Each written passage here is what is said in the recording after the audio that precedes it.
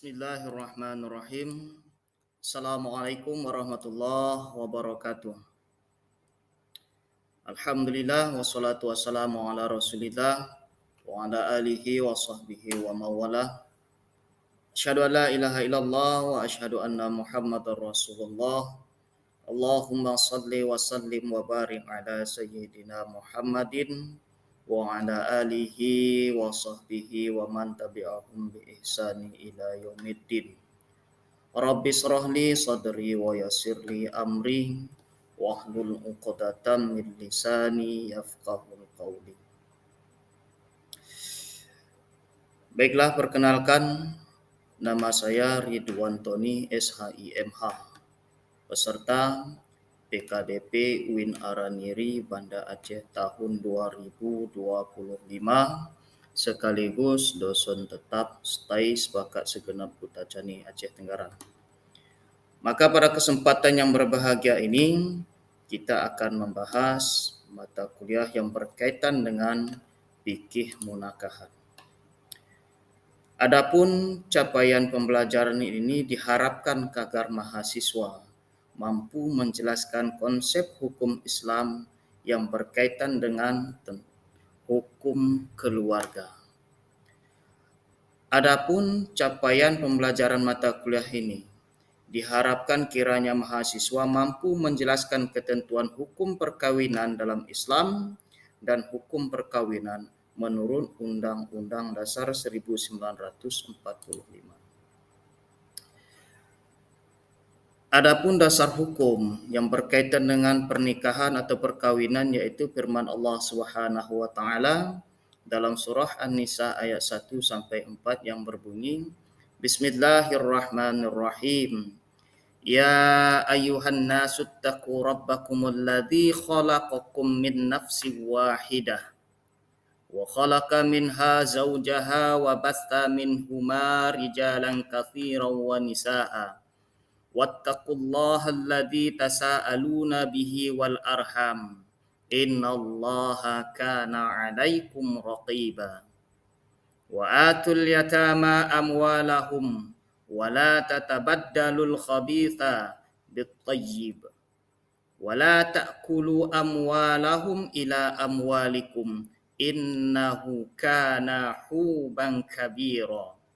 Wa in khiftum alla taqsitu fil yatama fankihu ma taba lakum minan nisa'i mathna wa thulatha wa ruba' fa in khiftum alla ta'dilu fawahidah aw ma malakat aymanukum dzalika adna alla ta'ulu ila ayah. Jadi ketentuan hukum Islam tentang perkawinan.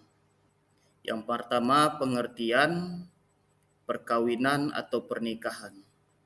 Dalam istilah syariat atau syariat, nikah berarti melakukan suatu akad atau perjanjian untuk mengikat diri antara seorang laki-laki dan perempuan, serta menghalalkan hubungan kelamin antara keduanya dengan dasar sukarela dan persetujuan bersama demi terwujudnya keluarga yang bahagia yang diridhoi oleh Allah Subhanahu wa taala.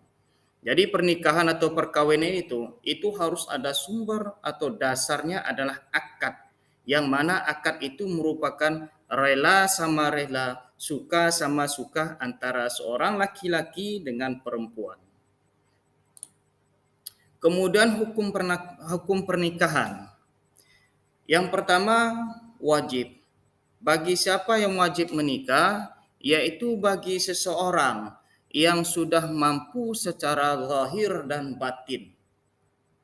Nah, ini yang pertama yang diwajibkan kepada orang yang wajib hukumnya untuk menikah, yaitu mampu secara zahir dan batin. Dan akan dikhawatirkan kalau seandainya dia tidak menikah, akan berisiko untuk melakukan perzinaan, maka wajib kepada seseorang tersebut untuk menikah. Yang kedua, sunnah, yaitu mampu secara zahir dan mampu secara batin. Akan tetapi seseorang tersebut masih bisa menahan dirinya untuk tidak melakukan perbuatan zina. Nah, ini yang sebalik daripada atas, Dari atas itu mampu secara zahir, mampu kemudian secara batin. Akan tetapi kalau dia tidak menikah, khawatir akan melakukan perzinaan, maka wajib. Kalau tidak khawatir untuk melakukan perzinaan, mampu secara zahir dan batin, maka sunnah bagi seseorang tersebut untuk melaksanakan pernikahan. Kemudian yang ketiga, mubah. Mubah tidak mampu secara zahir dan belum mampu secara batin, akan tetapi istri rela. Ridha istri walaupun nanti makan sehari sekali, kemudian berhubungan suami istri nanti seminggu sekali, istri rela, maka mubah bagi seseorang untuk melaksanakan pernikahan. Kemudian makruh. Makruh ialah tidak mampu secara zahir, belum mampu juga secara batin, kemudian istri tidak rela. Maka sebaiknya hindari pernikahan seperti ini. Kemudian hukum yang kelima, haram bagi seseorang untuk melaksanakan pernikahan apabila belum mampu secara zahir, belum mampu secara batin, tetapi tetap melangsungkan pernikahan dengan niat untuk menyakiti perempuan yang akan dia nikahi. Maka semestinya kalau ingin menikah, siapkanlah dulu kemampuan baik secara zahir maupun secara batin. Nah, apa tujuan dari pernikahan? Kata Allah Subhanahu wa taala dalam surah Ar-Rum, "Wa ja'ala bainakum mawaddah wa rahmah." Ini tujuan yang pertama adalah mawaddah dan rahmah. Karena dalam pernikahan akan timbul rasa kasih dan timbul rasa sayang. Ada cinta di dalam pernikahan. Maka orang yang menikah biasanya akan kita lihat tentram, nyaman. Karena kenapa? Karena Allah yang menegaskan adanya ketimbulan saat menikah itu mawaddah dan rahmah. Kemudian apalagi daripada tujuan pernikahan, kata Allah, litaskunu ilaiha. Ya, adanya kecenderungan untuk merasa tentram, nyaman. Istri nyaman kepada suaminya, kemudian suami nyaman kepada istrinya. Itulah hikmah atau tujuan daripada pernikahan. Yang ketiga apalagi? Tujuan dari pernikahan untuk memenuhi kebutuhan seksual tetapi secara sah yang diridhoi oleh Allah Subhanahu wa taala. Kemudian yang keempat, untuk memperoleh keturunan yang sah dalam masyarakat. Karena kalau pernikahan tidak sah secara hukum maupun secara syarat, maka pernikahan itu tidak diakui, nasab anak itu tidak bisa diturunkan atau digariskan kepada ayahnya. Kemudian yang kelima, untuk mewujudkan hubungan keluarga bahagia dunia dan akhirat. Karena itulah tujuan daripada pernikahan, untuk mencari ridha Allah Subhanahu wa taala. Kemudian rukun nikah. Yang pertama adanya calon suami, yang kedua ada calon istri. Maka tidak sah bagi seseorang yang akan melangsungkan pernikahan kemudian calon suaminya belum ada. Atau sebaliknya, seorang suami ingin menikah tetapi calon istrinya belum ada. Maka semestinya kalau ingin menikah harus ada suami dan harus ada calon istri. Itu rukun nikah itu. Ada pasangan keduanya, jelas dia. Kemudian apalagi ada wali. Nah, wali yang akan menikahkan perempuan. Maka wali ini nanti dibagi kepada dua, ada namanya wali nasab, ada wali hakim. Wali nasab itu wali yang langsung senasab atau seketurunan, baik itu ayah kandung, abang kandung, adik kandung, yang tidak ada hijab untuk menikahkan adiknya atau anak perempuannya. Kemudian ada kalanya wali hakim, apabila di antara wali nasab tersebut tidak ada salah satu atau semuanya tidak ada, atau diwakilkan kepada wali hakim yang ditunjuk oleh kepala negara. Maka boleh wali hakim mewakilkan nikah daripada anak si fulan. Kemudian apalagi ada dua orang saksi. Maka dalam konteks ini saksi yang dijadikan dalam pernikahan adalah saksi yang harus cakap hukum. Di antaranya harus adil. Maka tidak boleh dalam menyaksikan pernikahan itu saksi yang tidak adil. Kemudian apalagi adanya akad nikah. Maka akad nikah dalam pernikahan biasa disebut dengan ijab dan kabul. Misal seorang ayah yang akan menikahkan putri kandungnya kepada calon suami atau menantunya, maka harus ada proses ijab dan kabul. Apa itu ijab dan kabul? Kata ayah, aku nikahkan anak kandungku, misal Fatimah binti Muhammad, menjadi istrimu dengan mahar seperangkat alat sholat. Nah, maka laki-laki yang akan menerima atau menikah tersebut harus mengkabul. Aku terima menikahi anak kandungmu Fatimah binti Muhammad menjadi istriku dan seterusnya. Nah, inilah dia ada proses ijab dan kabul. Karena ijab dan kabul inilah yang nanti akan memindahkan tanggung jawab seorang ayah kepada suami yang akan menikahi anaknya. Nah, setelah terjadinya pernikahan, maka dalam rumah tangga ada namanya kewajiban suami dan istri. Yang pertama, suami wajib memberi nafkah kepada istrinya. Maka haram bagi suami apabila sudah memiliki nafkah, memiliki harta, kemudian tidak menafkahi istrinya. Kedua, suami wajib membimbing istri dan anaknya, arahkan kepada tuntunan ajaran yang sesuai dengan syariat Allah dan ketentuan Allah. Kemudian yang ketiga, bergaul dengan istri dan anak, karena sering terjadi perceraian itu karena diakibatkan suami lebih suka bergaul dengan temannya daripada anak dan istrinya. Kemudian menjaga istri dan anak dari bencana, kemudian membantu istri dalam urusan rumah tangga atau kegiatan sehari-hari. Itu kewajiban kita sebagai seorang suami ketika sudah melangsungkan pernikahan. Kemudian kewajiban istri yang pertama, taat kepada suami dalam batas yang sesuai dengan ajaran Islam. Maka boleh bagi istri menolak ajakan suami apabila ajakan tersebut tidak sesuai dengan ketentuan Allah Subhanahu wa taala. Boleh. Kalau diajak oleh suami untuk maksiat, maka istri boleh menolak.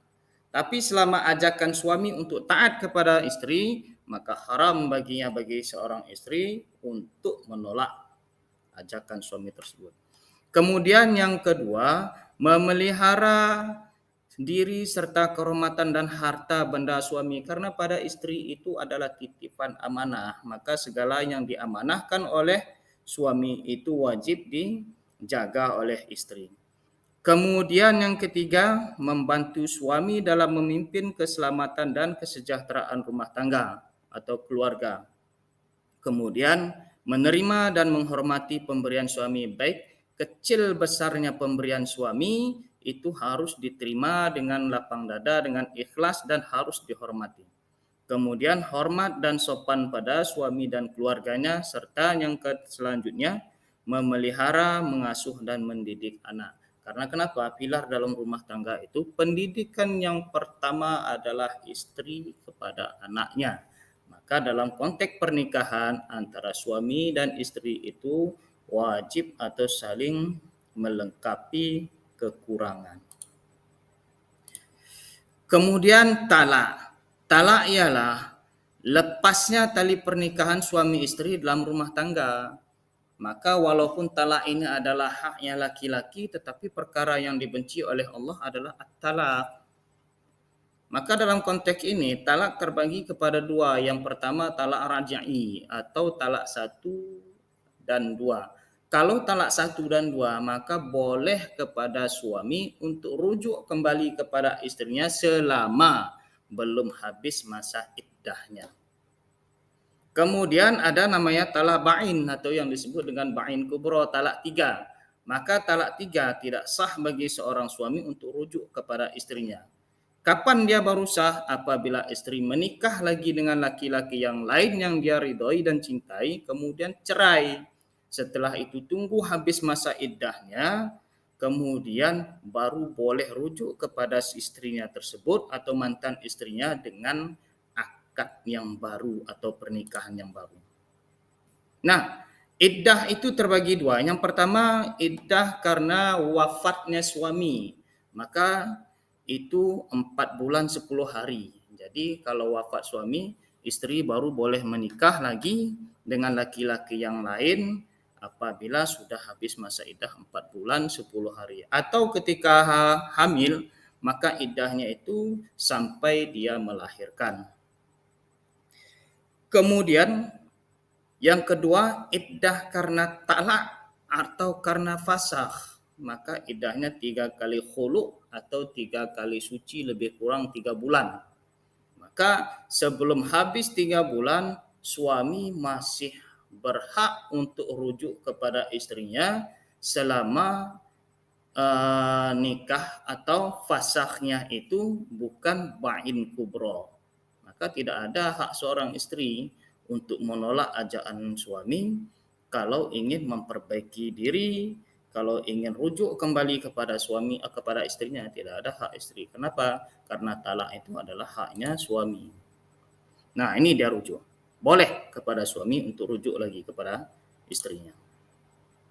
Nah, apa itu hikmah dari pernikahan? Yang pertama, hikmah pernikahan itu adalah untuk mengembangkan keturunan yang sah secara syariat. Ini dia. Jadi ketika kita menikah, maka boleh atau untuk mengembangkan keturunan secara sah sesuai dengan ketentuan-ketentuan yang ada pada syariat. Jadi boleh berhubungan suami istri itu boleh, nanti tujuannya untuk mendapatkan keturunan. Kemudian apalagi mengasuh dan mendidik anak itu merupakan hikmah daripada pernikahan. Karena kenapa? Anak itu merupakan amanah yang diberikan oleh Allah Subhanahu wa taala dan itu wajib kita pertanggungjawabkan. Kemudian apalagi hikmahnya? Menjalin hubungan silaturahmi antara keluarga suami dan keluarga istri. Jadi menikah itu bisa memperkaya atau menambah keluarga. Nah, kemudian tidak kalah pentingnya, walaupun kita menikah secara syariah atau secara syariat menurut agama Islam, akan tetapi tidak bisa kita pungkiri pernikahan yang ada di Indonesia. Maka lakukanlah pernikahan itu sesuai dengan ketentuan Allah. Akan tetapi jangan kita mengabaikan ketentuan yang ada dalam perundang-undangan. Misal dalam Undang-Undang Kompilasi Hukum Islam pasal 7 ayat 1 yang mana di situ dikatakan bahwa pernikahan yang sah yaitu pernikahan yang dibuktikan dengan akta nikah. Sementara akta nikah itu dikeluarkan oleh pegawai pencatat nikah, dalam hal ini kantor kepala urusan agama atau KUA. Jadi kalau mau menikah hendaknya sesuai dengan ketentuan Al-Quran dan hadis atau ketentuan syariat. Kemudian jangan lupa juga untuk didaftarkan ke kantor urusan agama. Tujuannya apa? Secara syariat nanti pernikahan kita sah, kemudian menurut undang-undang pun pernikahan kita diakui apabila sudah tercatat dan memiliki akta nikah. Mungkin hanya ini yang dapat disampaikan, lebih dan kurang mohon maaf. Wassalamualaikum warahmatullahi wabarakatuh.